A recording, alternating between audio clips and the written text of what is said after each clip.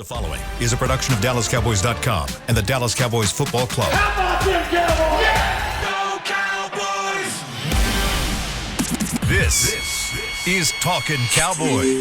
Streaming live from the Dallas Cowboys World Headquarters at the Star in Frisco. Pollard streaks in. Touchdown. Hoskins has sacked it. Prescott keeps it, and he bangs it in for the touchdown. And now your hosts, Isaiah Stanback, Nick Harris, John Machota, and Kyle Yeomans. What's up, y'all? Welcome to another episode of Talkin Cowboys. It is a Talking Thursday today. Talking Thursday. The week's going by kind of fast here. Yep. Myself, Isaiah Stanback, Nick Harris, and John Machota in the building. KY, Kyle Yeomans, will be in the building sooner than later. I think his unicycle blew a tire, so he's going to come in a little bit hotter than normal. But how are y'all doing today? Doing good. Doing all right? Yeah, Kyle had some heavy shoes, you know. He was pumping that unicycle, busted a tire. Have you been on a unicycle before? I actually have not. I'm not coordinated enough for all Really? that. No, I can't even ride a skateboard. Like, if it doesn't have, like, severe stability, I can't do it. Like, it's not going to work for me. Like, unicycles were like, man, they were like part of gym class back in the day, I feel like, or PE. Not for me, man. Really? No way. Am I the only one? I don't know, man. Is it Seattle just that weird that we had unicycles in our PE classes? That's actually very on brand. I just see, you can see like a lot of people in Seattle just riding unicycles. Does it make me a bad person that I came in here and I was kind of relieved that I wasn't the last person? Now, I don't want anything bad to happen to Kyle, obviously. Don't you talk about his unicycle. Or his unicycle. But when I texted the group coming in hot because I was running late, I was like, man, I hate being the last. I don't want anybody to be waiting because I'm holding the group up. And so when I came in here and I saw an open seat, I was like, all right, I feel a little bit better. I'm not the last person, whatever. But obviously, we want the unicycle to get fixed. Yeah, we got to get the unicycle fixed. But no, that's good, man. So, Talking Thursday, obviously, we're getting ready for the game with Dallas Cowboys versus Detroit Lions, the Fighting Dan Campbells. We've been hitting on, yesterday we hit on offense a little bit in terms of Detroit and some of the weapons that they have, some of the issues that they propose. We talked a little bit about their backfield and their two-headed monster in Montgomery and Gibbs, and the issues that they provide, and obviously the receiving core that they have out there, and who we're worried about, who we're not worried about. Today we're going to talk a little bit about the defense.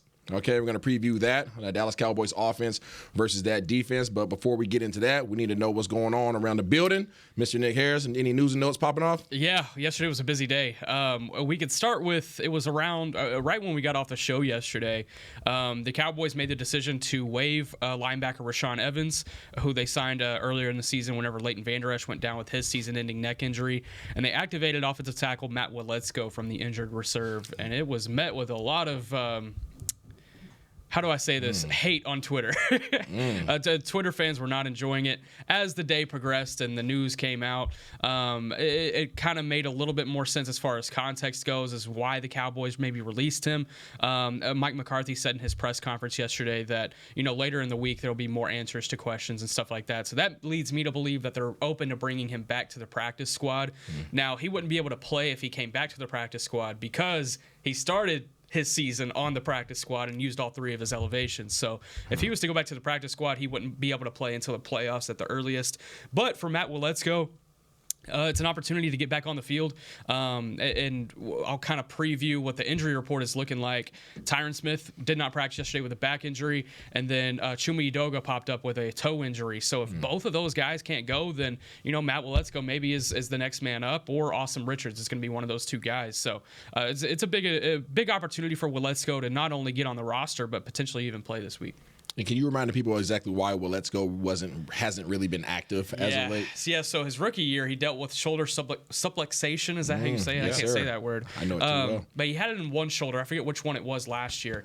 It was a left shoulder. Oh, no, he's right tackle, right? So yeah, but he had it in one shoulder last year, and now he's got it in the other shoulder this year that he suffered during the preseason. I believe that was the last preseason game against the Raiders when he suffered that shoulder subluxation, and he's been on injured reserve since then. He got back on the practice field about 3 weeks ago. They opened up that 21-day window, and he was a full participant from that moment on. So it looks like he's been ready to go. It's just about finding him a spot on the roster, and this is his spot. So this is a big opportunity for him to get back on the field. How do you feel about the possibility of not having Tyron Smith? Or I think Chuma would play, but obviously he's dealing with a toe injury from the game. I am less concerned this week than I was last week.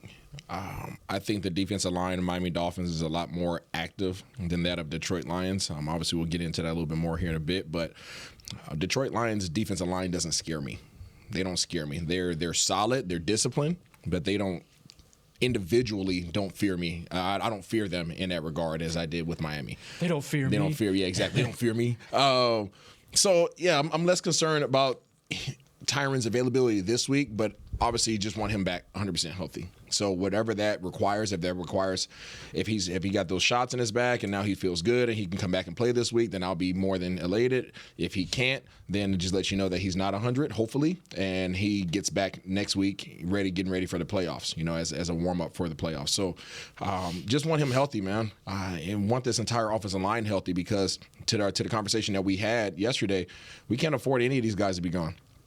We can't shuffle the deck. The deck has been shuffled too many times over the past few years, and now you just want guys to be where their feet are and just be constant and be steadfast. Just be consistent so that Dak can be sure back there. Because when Dak is unsure in terms of his safety, just like any quarterback in this league, we know what can happen.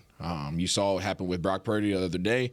Brock Purdy was Mr. bus driver, no interceptions, and all of a sudden he gets a little pressure on him, and whoop. Here you go, take it. 4 interceptions later, he's a different guy, and that's any quarterback, who doesn't have the ability to necessarily utilize their feet. So we don't want Dak having to get out the pocket, just cause. So I hope that Tyron could be there. But shout out to Matt Waletzko. Hopefully his shoulders are intact and he's ready to go. Your opportunities in this league come from various ways, whether it be somebody underperforming. A lot of times it comes from injury. In this instance, it came from, we'll let the end of the week tell, but it seems like behavior type stuff. So, hopefully he gets hopefully he doesn't get an opportunity to play. No disrespect to him, but because of Tyron. But if he does get his opportunity, I hope that he shows out. Yeah, absolutely. Which leads us into the injury report from yesterday. I spoke kind of about Chuma Edoga. And we were talking with Mike McCarthy and kind of the walk-off yesterday after the press conference, and he was we were kind of talking about Waletzko, and he's like, yeah, Tyron, he's been hurt, and Chuma got dinged up in the Miami game. He's like, did that pop up on the injury report yesterday? And he kind of looked around, he's like, he's healthy. He's good. But then he did pop up on the injury report later that day. So he was limited with a toe injury. Something to keep an eye on. Obviously, he wasn't listed on Tuesday. We can go down the list here. Rico Dowdle, he's been battling that ankle injury. He was limited on Tuesday. He's been limited the last few weeks, but he did not practice yesterday. So maybe something to keep an eye on there. If he can't go, then you're looking at, Hunter Lipke, Deuce Vaughn. Malik Davis is out of elevation, so you can't use Malik. So, it would be kind of a interesting compliment to Tony Pollard. Why do you believe that they elevated Malik and did not utilize him? Special teams. He was utilized on special teams all 3 games. He was the what's right in front of the kick returner? What do you call that? Just like the first protector, basically. Just off the offset. Yeah. So he was utilizing that role all 3 games and every single kick return. So he was helping out Turpin in those instances. But yeah, didn't really use him in the backfield much, especially when the running game wasn't really working in Miami. It kind of surprised me that they didn't at least try him a couple times just to see what he could bring to the table from a running game perspective. We'll keep going here. Let's see. Jonathan Hankins once again did not practice.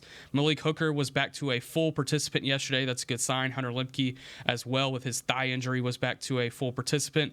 Zach Martin did not practice yesterday with rest. No worries there. Zach Martin continues to not practice, and then Matt Waletzko was a full participant with his shoulder. So kind of a couple of things to keep an eye on as the week goes on.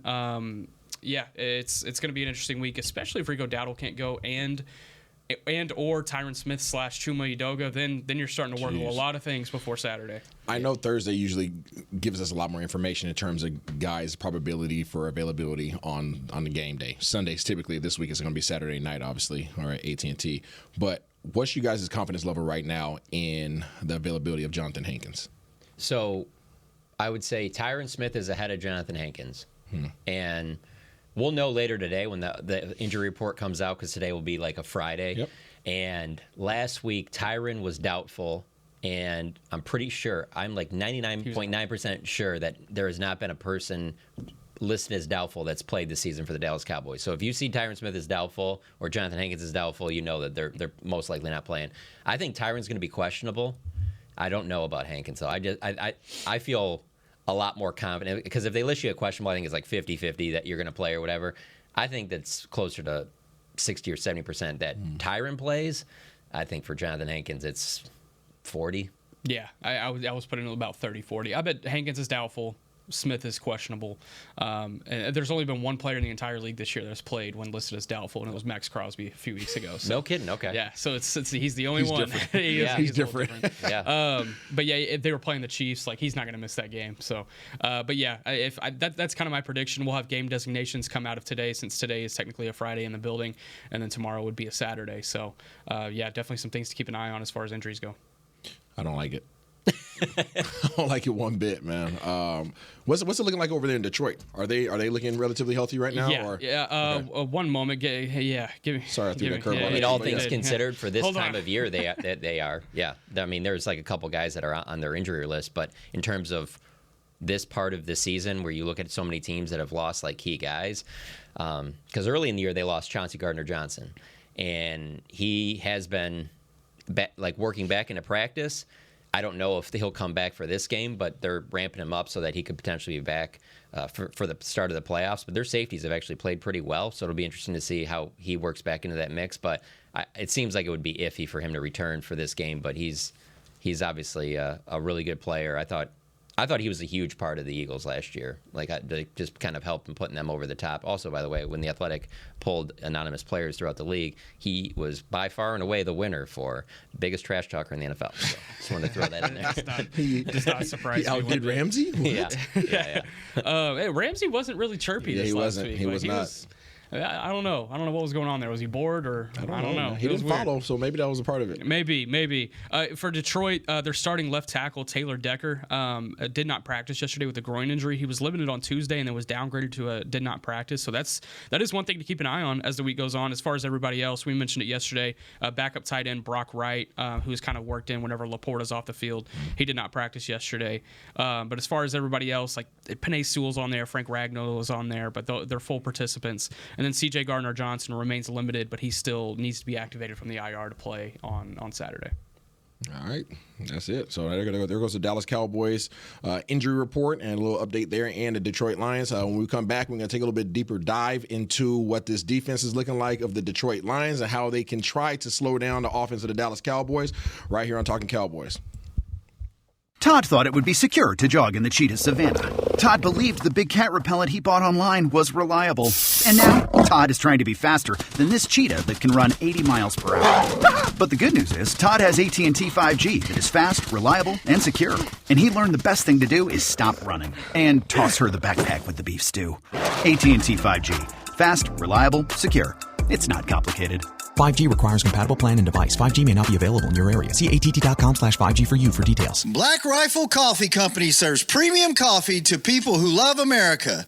When you drink Black Rifle coffee, you are directly supporting veterans, law enforcement, and first responders in your community. Black Rifle's expert roasters love coffee almost as much as Texas loves football, so it makes sense that America's Coffee partnered with America's team. Go online at blackriflecoffee.com and fuel up with the official coffee of the Dallas Cowboys. That's blackriflecoffee.com to fuel up today. Cowboys fans, after that move, we've just coined the term Rowdy Replay. Let's roll back the tape. Okay, there's our mascot Rowdy cheering on the boys. And now he's on his phone, on his Bank of America mobile banking app? Staying on top of his finances with his virtual financial assistant, Erica. Bank of America's digital tools are so impressive. Cowboys fans just can't stop banking. Learn more at bankofamerica.com/can't-stop-banking. Erica is only available in the English language. You must download the latest version of the mobile banking app, only available on select mobile devices. Message and data rates may apply. Member FDIC. Welcome back into Dear Doctor, the show where I answer life's questions with an ice-cold can of Dr. Pepper. Sheila, let's hear from our next caller, would you? Dear Doctor, my friend supported me during a tough time, but what's the right gift that says, thanks for being a shoulder to cry on? Okay, this one's easy. I say give her a delicious Dr. Pepper. Nothing says, thanks, girl, better than a one-of-a-kind soda. Yes, any Dr. Pepper flavor will do. Now, just a reminder that I don't need to be a real doctor to know that Dr. Pepper is the one you deserve. Back to Talkin Cowboys. Welcome back to Talkin Cowboys on a Talkin Thursday. This portion of the Talkin Cowboys is brought to you by Quaker Oats, a super trusted superfood. Quaker Oats, the official oatmeal sponsor of the Dallas Cowboys. You guys get your oats in? Did you? You know we didn't. We don't eat Did breakfast. I get my oats in? I mean, come on. Huh? You've probably eaten more oats this morning than we have ever before 10 a.m. Probably. No doubt. Probably. Yeah. No doubt. I think we might have talked about this. What do you put in your oats? I mean, I probably would put strawberries in if I ate. Oh, you're a oats strawberry in the guy. morning. Yeah. I'm more of like a brown sugar cinnamon guy. Me too. Yeah. Me too. I'm brown sugar, cinnamon, and I like a little bit, not cinnamon, but brown sugar for sure, and raisins or craisins. Okay. Preferably So craisins. are you turning it into like, we had a joke yesterday with some I can't writers put about- strawberries in a hot food. I don't eat oats, so I don't know what you could put in. I'm just thinking of like what you would cook up with like some cereal that I would like. Okay. But anyway, like I always think it's funny when someone gets a salad. Special K guy over here. Someone gets a salad and they get like bacon and ranch and all that stuff to where it's like it's not even really healthy at this point. Like that's what I'm thinking. Like these oats are just like it starts off as the base is pretty base is solid. and then by the time you guys are done, you're just like, it's kind of a dessert now. Oh, man. All right. Well, y'all, it's time to talk a little bit of defense for the Detroit Lions and what they can potentially do or what problems they present for the Dallas Cowboys. Hold up. Does that mean it's time for some... Wide 80. Wide 80. It's time for QB Vision with Isaiah Standback. I like it, Nick. That's a good little intro right there. All right, let's get into the details a little bit. The Detroit Lions, all right, right off the bat, as soon as you start talking about the Detroit Lions and their defense, I really believe that the ethos of their team is on defense. I think that Dan Campbell has these guys running and hidden. Aaron Glenn, my former teammate here at the Dallas Cowboys, the defensive coordinator.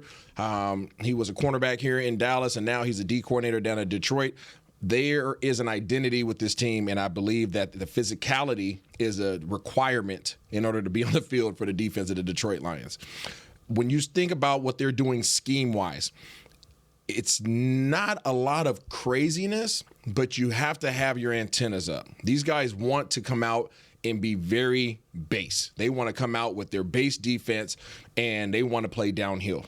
Number one, they want to stop the run. That is right off the back. They want to stop the run. They got some big fellas in the middle. These jokers are huge. I know we talked about how big the guys of Miami Dolphins were. They were big and athletic, more Aaron Donald-ish, right? Kind of quick twitch.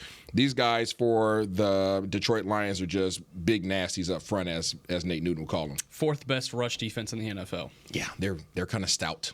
They're stout, and this computer's not gelling with me, but I'm trying to pull up their sizes here so that you guys have a little bit greater understanding. Isaiah Buggs, big man up front. How big is this dude? 6'3", 335.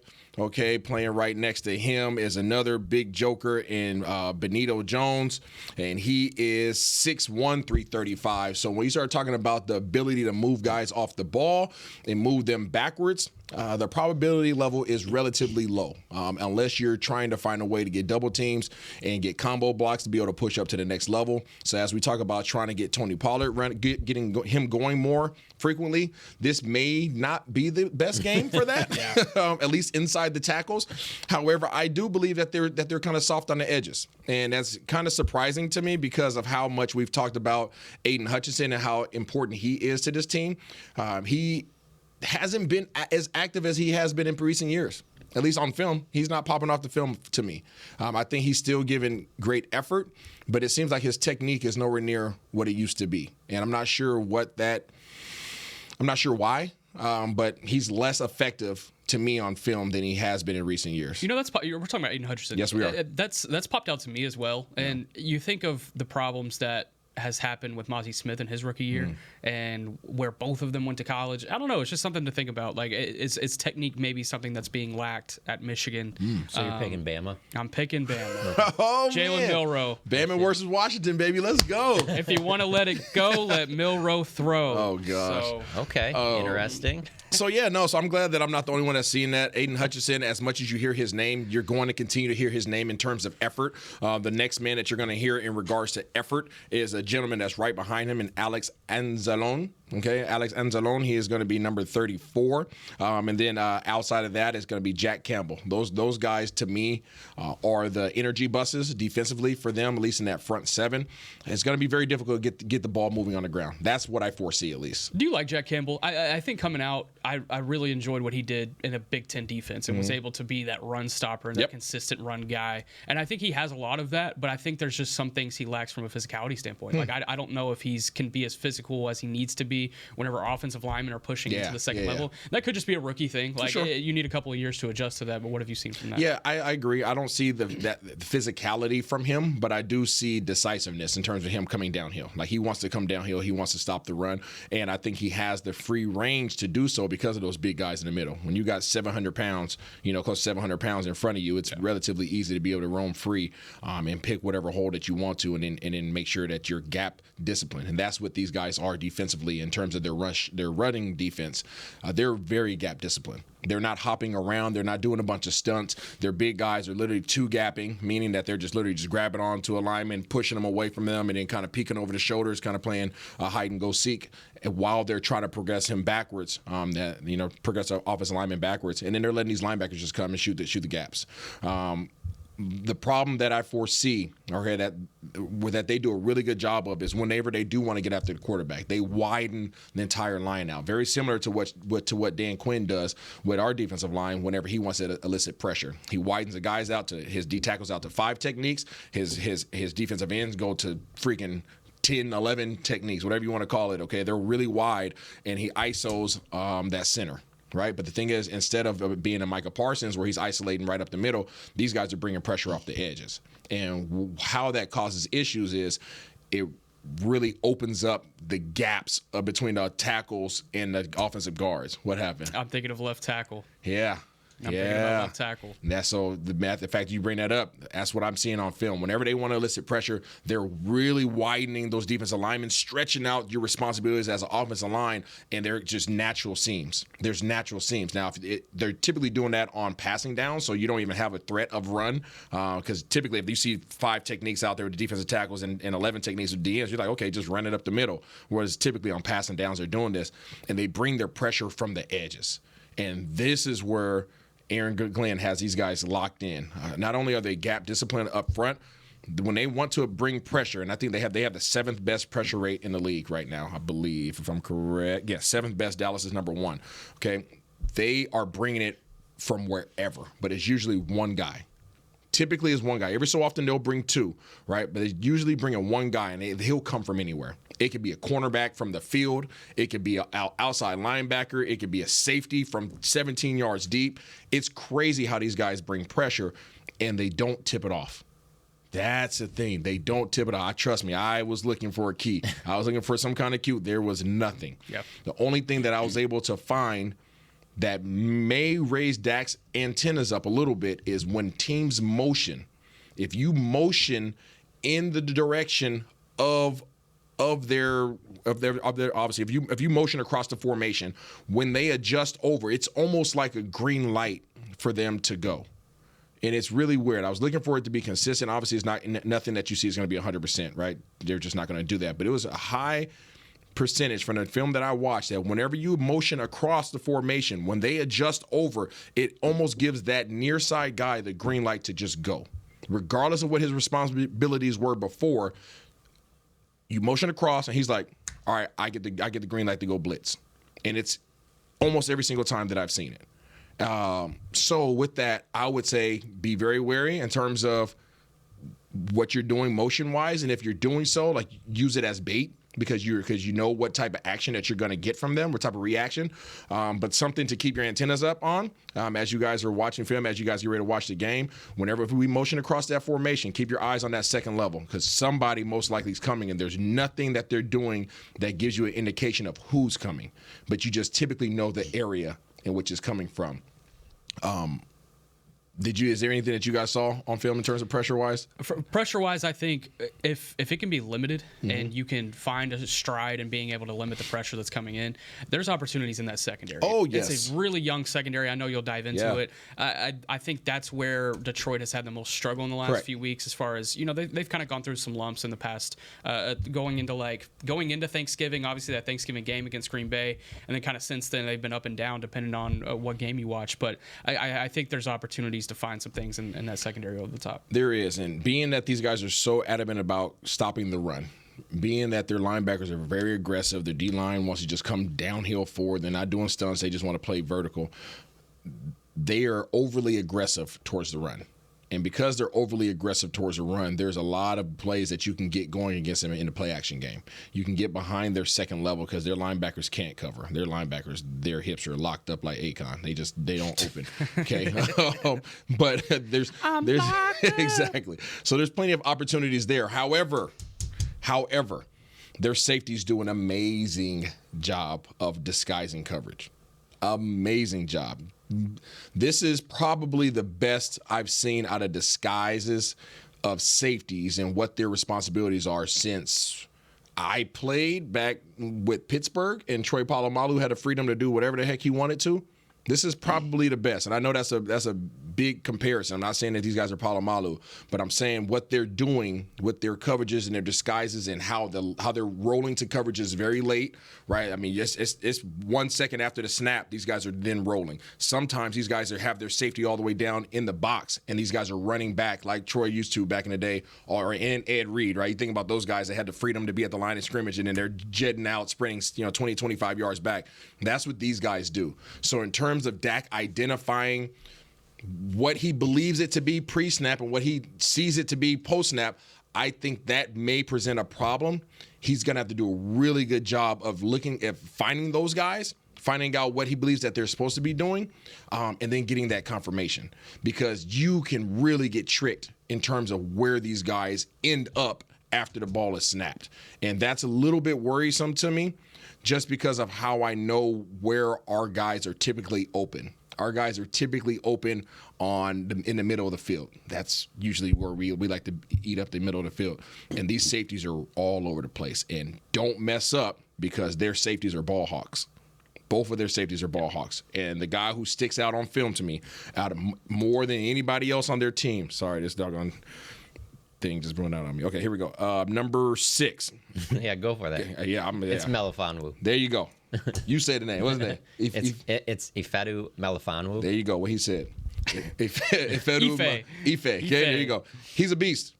He's a beast. I don't know if anybody else perceives it that way, but I do. And he pops off the film to me. To me, more than anybody else on this defense, to me, I feel like everything revolves around his ability to play at the line of scrimmage, to play in coverage, to be a ball hawk, to run and hit. Like, he's the guy that jumps off the film to me when I watch the game. And I've watched multiple games, and it's consistent. And either he's intercepting the ball, either he's coming down and playing coverage from the safety position. He's coming down and he's playing coverage, or he's hitting the mess out of somebody if they're coming across the field. He's making you pay. So you better find out where the heck he's at all times. Like, if there's one guy that I'm saying, hey, come out there and Dak, circle him and find him, number 6 is the guy. Who would you compare him to? Man, you gotta. He's long. That's the difference. He's lanky, man. Yeah. He's lanky and he's rangy. And unlike a lot of other safeties, they're not sitting back and kind of waiting for the ball to come to them. That makes sense. Like, they're going to get the ball. It's almost like if the ball's in the air, like in their head, that's their ball. Like, all their guys are aggressive that way, but especially him. He has the ability to actually bring it down. I don't know who I would compare him to. I really don't. I feel like he is like our version of Malik Hooker, but with more aggressive. And Malik's been playing more aggressive as of late, but like, I feel like because they don't run that 3 safety look like Dallas does, he's required, I'm talking about Ife, that is, he's required to cover more ground. And because of that, you see him flying all over the place. But he's the guy that causes me concern. Not Adam, not Hutch, not any of these other guys, not Anzalone. Those are all effort guys. If I'm concerned about anybody on their defense, it's number 6. The comparison that NFL.com gave him whenever he was during the draft process was Trumaine Johnson, which is very, very specific. He was a long, kind of rangy defensive back. He played more corner, but he played a lot of safety as well. So that's interesting. A couple of numbers I wanted to throw at you here because I'm honestly, if Tyron Smith plays on Sunday or Saturday, and there's an opportunity to limit that pressure coming off the left side, I'm not worried about this defense. Yeah, I'm really not. You look at the pass defense, 24th in the NFL. You look at sacks generated. Would you guess what number that they are in the NFL?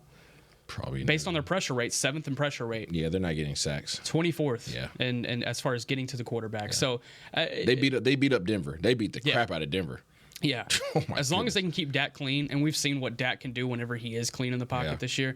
I think this offense is fine. I'm kind of expecting the shootout that we expected last week. And this one, but I think if Tyron Smith goes, this offense is fine. If Tyron Smith can't go, I still feel like there's opportunities. It's just there's going to be a little bit more pressure off that left side as we saw against Miami. Yeah, I completely agree with you on that. I mean, obviously it's better with Tyron, but there's something about this team when they play at home. And then the other thing that stands out to me is that there was so much talk after that Niners game about how CD didn't get the ball enough. And now the following week, his targets went from 5 against San Francisco, I think 7 against the Chargers. But when they came back after the bye, that's when it was like, 12, 14 targets per game.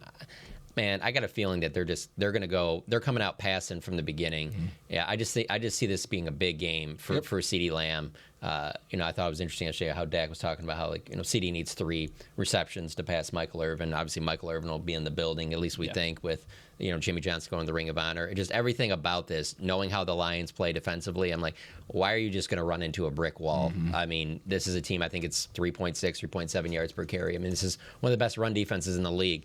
I get that you're going to have to run the ball at some point, but I think that they're going to start by trying to go up tempo and try and move the ball around. One player I wanted to ask you about, not about Lions as much as, you see that catch that Jalen Tolbert makes in Miami. What do you think that potentially does for a guy's confidence? Not that he needed a confidence booster, but to pull down a big catch like that in a big moment. It's huge for him. It's even greater for Dak. Yeah. It's huge for Jalen Tolbert to get affirmation of his self-confidence, but it's even greater for Dak in this offense to know that, hey, for a contested catch, right, there's somebody outside of CeeDee, there's somebody outside of Cooks, there's somebody outside of Gallup, right, that we know that can make a contested catch. And this young fella came to play. He's been coming along all year long, and when we need him most, he's apparently going to be there. And I think that assurance to this offense and the people who are in charge of calling the plays and in the operation of the plays is huge. I actually asked him that yesterday. Hey, guys. Hey, how are you doing, Kyle? I asked him that yesterday in the locker room. I said, hey, first off, nice play. Second off, what does that do? And he said basically the same thing. He's like, honestly, it reminded me of who I used to be, which I really liked him coming out of the draft at South Alabama. He was a contested catch guy, but he was doing it against future accountants in the Sun Belt. He wasn't doing it against top-notch professional corners and defensive backs. Like he was having to make plays. Those guys your accountants? Huh? Are they your accountants now? Man, not my accountants. Don't make fun of the Fun Belt, all right? Sorry. But he was – that's the thing is he said at times I forgot who I was. And that was another play where it's like, I'm back. I am who I once was. And so, yeah, it's a confidence boost for him, but I agree with you. I think that now it gets to the point where you're in a similar situation. You're throwing the ball down the field, and you're going, okay, there's CD, he's covered. There's Gallup or whoever, Cooks covered. There's Jalen Tolbert. Let me throw him the ball. Yeah. And I think that's huge. It adds another weapon, somebody that you can rely on. Really quick on the note about CD only needing 3 receptions on Saturday night. He also needs only 179 yards to break Irvin's record. So if he gets both, that'd be fascinating. That'd be dope. That'd be fascinating. On Jimmy Johnson Day. Yeah, Irvin will be in the building. That'll be interesting. That'd be awesome. I just feel like you just expect this game to be Detroit's going to do everything that they can to run the ball, keep Dallas's offense off the field, and then if Dallas gets a chance to throw the ball over the yard, which they should, then they'll be at their best. But I look at the way that both these teams have played all season, and I don't think that it's. I don't know. I think that this is the biggest game. If either one of these teams, whoever wins, it will be their biggest win of the season. That's fair. That's a fair assessment. I think it would be my My biggest win for the Cowboys in terms of confidence level. I can tell you about that a little bit more. I kind of want to talk about that when we come back. Y'all didn't take a second break, right? Nope. No, sir. You want to take it to break, Isaiah? You did a good job the first time around. He's waiting on you, man. We'll be back with more Talking Cowboys right after this. They say champions are remembered, but legends are never forgotten. United Ag and Turf offers a winning lineup of John Deere equipment built to tackle any challenge on and off the field. Legendary John Deere tractors, combines, residential mowers, commercial mowers, compact construction equipment, Gator utility vehicles, and a full line of golf and sports turf equipment. United Ag and Turf, the official Ag and Turf equipment supplier of the Dallas Cowboys. Visit UnitedAgAndTurf.com to find a location near you. Are you ready to take coffee off your grocery list forever? Black Rifle Coffee Club is here to help. As a coffee club member, you'll get your favorite coffees roasted, packaged, and shipped to your door free of charge on your preferred schedule. Set it, forget it, and never run low on coffee again. Members also get exclusive deals on coffee, products, and discounts from partner brands. Ease your mind and let Black Rifle worry about your coffee supply. Go to blackriflecoffee.com to join the coffee club today. It's the official men's skincare brand of the Dallas Cowboys, Jack Black. And right now, Cowboys fans can get 15% off their $75 order. Plus, because every deal needs a playmaker, your order will include a free 5-piece skincare set and free shipping. The Jack Black Playmaker is 4 of Jack's favorites and a full-sized intense therapy lip balm. Make a play for the Playmaker at getjackblack.com/Cowboys with the code CowboysVIP. That's getjackblack.com/Cowboys with the code CowboysVIP. Todd thought it would be secure to jog in the cheetah savanna. Todd believed the big cat repellent he bought online was reliable.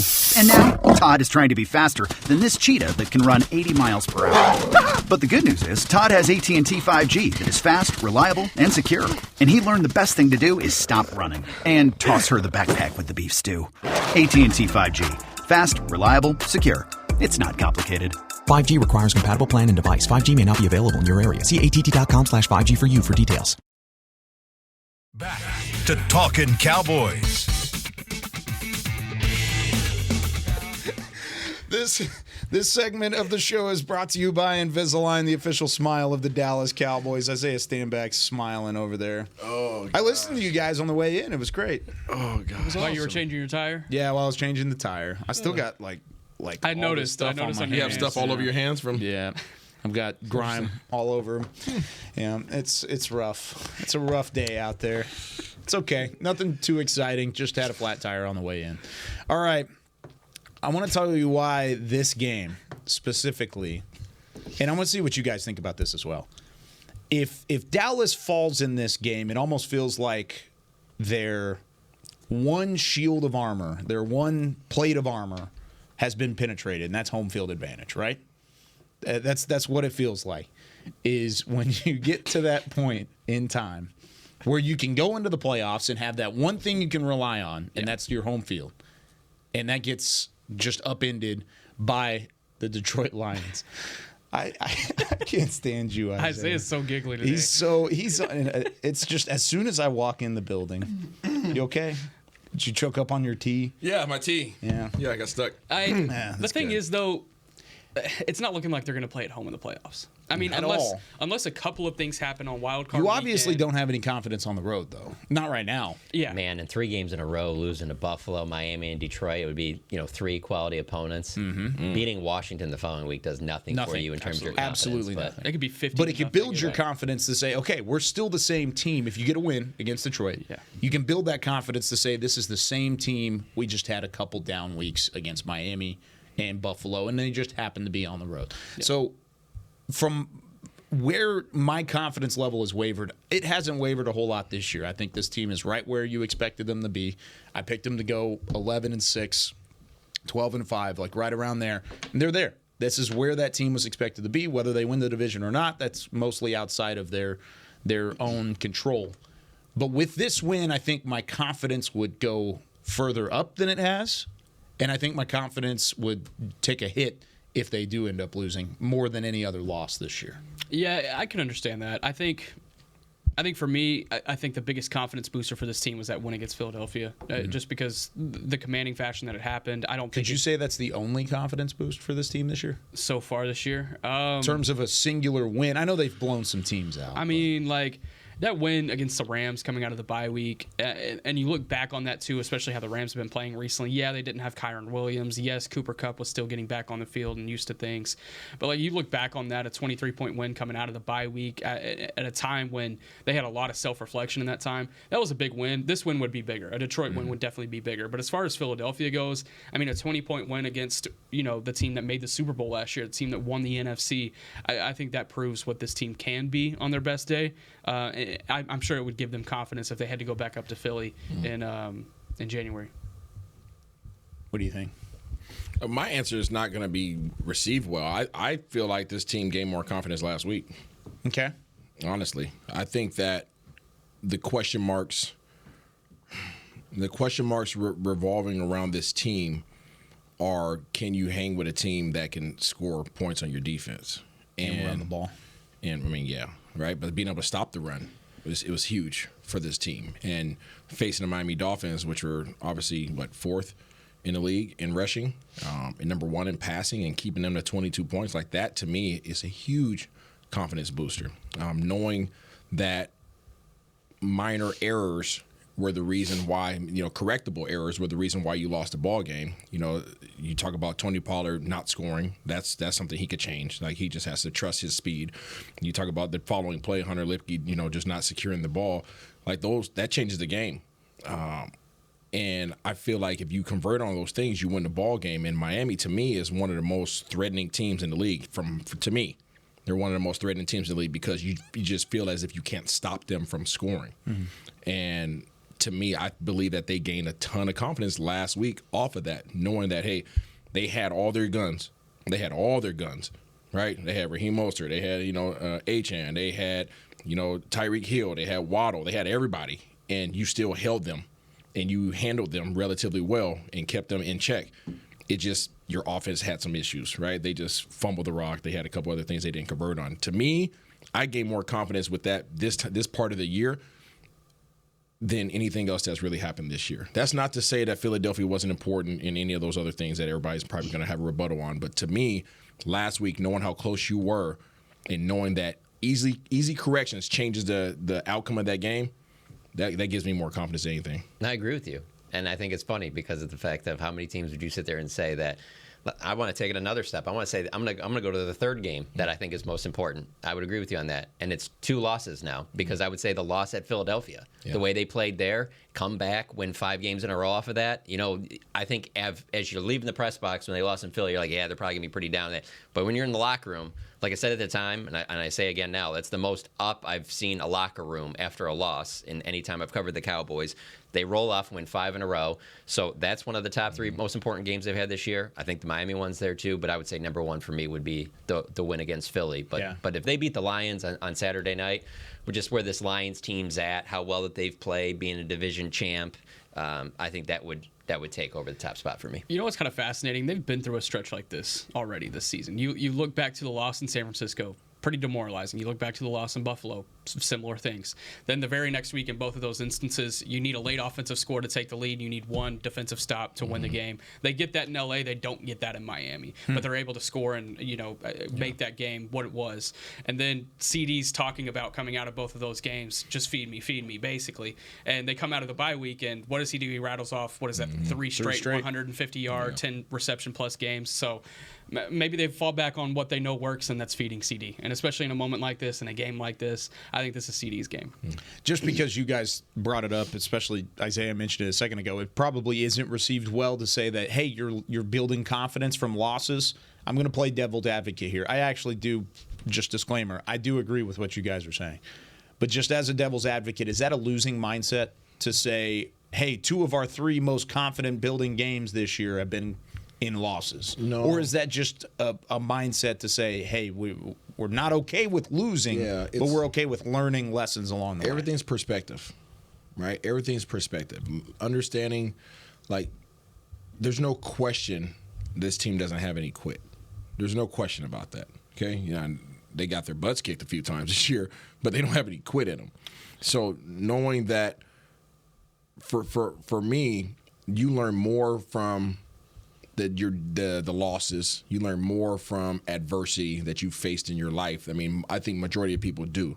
So to say that you gain more confidence because of the lessons that you learn in those games, to me, doesn't sound crazy. Yeah. I don't need a pat on my back for beating a team. Don't pat me on my back for beating a team. Tell me what I did wrong. You know what I'm saying? Like, tell me how I can get better. Like, that's my outlook on life. Like, okay, well, I shouldn't say this on here, but yeah, there's some awards that I've gotten that I was actually showing my mother-in-law yesterday, and she's like, "Why don't you have this put up?" I'm like, I did it. Like, what's next? Yeah. Like, what's next? Like, you know what I'm saying? Like, how can I get better from it? I don't need to keep looking back and seeing, oh yeah, good job, that was awesome. Like, I don't need to look at that. You know, I think like, the difference is though they don't have those plaques on the wall. Okay. They don't have the plaques to put on the wall. I think that's the whole. I think that's the whole frustration around this team is okay. Looking like a third straight season of an 11-12 win type year. What do you get out of it? 3 straight divisional rounds or 3 straight wild card / divisional rounds. That's what fans are expecting at this point because you come off of 2 losses against really good teams on the road, knowing that you're going to have to do that same exact thing in January. And I understand where the fans are coming from. So because they don't have those accolades under Mike McCarthy or even under Jason Garrett going back under Dak Prescott. So I think there's a little bit of difference there because they have to prove that they can stay in that realm when January comes. And I think if you can win in January, then it's a completely different story. I agree, but like regardless of like how people perceive it, everything that you could talk about in regards to the Dallas Cowboys is history. History, and that's any team, right? You could say now I have more confidence because of what their history shows me, right? But in regards to the opportunities that are in front of you, you're in the playoffs. That's your number. I mean, that's number one goal. Yeah. Give me an opportunity to go host a Lombardi. Right now, fans don't want playoffs. I hear you, but in order to even have a shot, you got to get in the playoffs, and that's just the reality. That's taking emotion out of it. Yeah. So now that I'm in there, I need to put myself in the best position to go on a 4-game win streak. That's it. Don't care how I get in there. Yep. Right now, there's preferred methods of getting in there, right? There's preferred methods in terms of home field, easier routes and things of that nature. But at the end of the day, I need a 4-game stretch in 2 weeks. Me and Kyle kind of talked about this yesterday, and I'll let him take it here. But the Rangers had a very similar kind of of a run. We walked outside yesterday to media availability, and "Take Me Higher" by Creed was playing. I was like, wow, maybe they're trying to channel their inner Texas Rangers, because if you look at the Texas Rangers and the way that they played down the stretch, and I know this is a football show, but hold tight. I promise it does relate. No, a lot of the similarities you're going to say are very similar to Mike McCarthy's 2010 Packers team, but go on. Wow, interesting. I didn't know that. I mean, they weren't that great in December. Nope. They pitter-pattered down the stretch. They weren't very good on the road all season long. I'm talking about the Rangers specifically. They blew the division late. Hopefully that doesn't happen. Let's not blow the division late, and let's see if we can still win that thing. You got 2 weeks left to try and do that. But let's say that the probabilities reign true, and you do end up losing the division. Well, the Texas Rangers still found a way to go through the toughest route in the American League and beat the top teams, the Tampa Bay Rays, the Baltimore Orioles, and then, of course, the Houston Astros, to get to the World Series, and then they won every single road game along the way.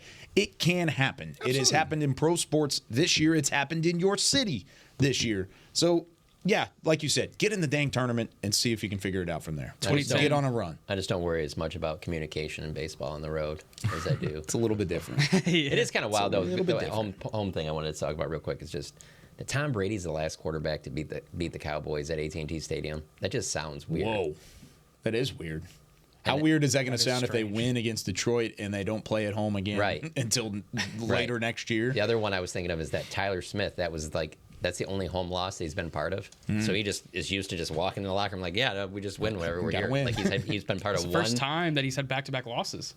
That too, yeah. It's strange. Looking at the 2010 Packers really quick, they had 2 December losses, both of them on the road to Detroit and New England, and then obviously rattled off 6 straight wins to win the Super Bowl. But the difference there, they didn't lose a game by more than 4 points all season. They went 10-6 in the regular season. And I don't think they had Rodgers for both of those losses. Yeah. I think he's played a little bit in the Detroit game, and then Matt Flynn came in. I think Matt Flynn played the other game too. So it's not apples to apples. Matt Flynn, Tyler Legacy High School, let's go. But they had to go on the road in the playoffs. In the playoffs, they had to go win Texas. At Philadelphia, at Atlanta, at Chicago. So, I mean, it's been done by Mike McCarthy. We'll see. Yeah, we will see. Also, this current Cowboys team is a lot healthier than that Packers team was. Nice. So. Knock on wood. John, not going to be here tomorrow. What's your pick for the game? I got Cowboys 31, Lions 24. Nice.